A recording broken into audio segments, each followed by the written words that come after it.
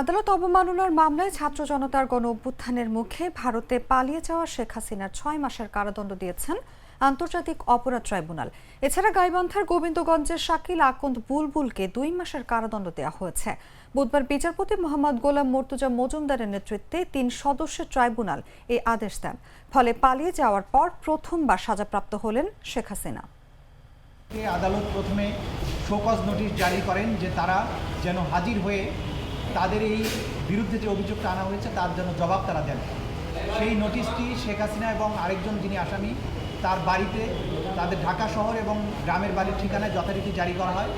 তা সত্ত্বেও তারা হাজির হননি।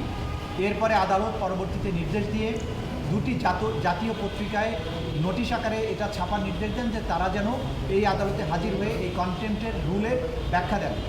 তা সত্ত্বেও তারা হাজির হননি। এরপরে আদালত আসামিদেরকে ডিফেন্ড করার জন্য স্টেট ডিফেন্স লয়ার নিয়োগ করেন এবং এর বাইরে অতিরিক্ত হিসাবে সুপ্রিম কোর্টের একজন সিনিয়র আইনজীবীকে অ্যামিকাস কিউরি হিসাবে নিয়োগ দেন এবং আজকে এটার উপরে চূড়ান্ত শুনানি অনুষ্ঠিত হয়।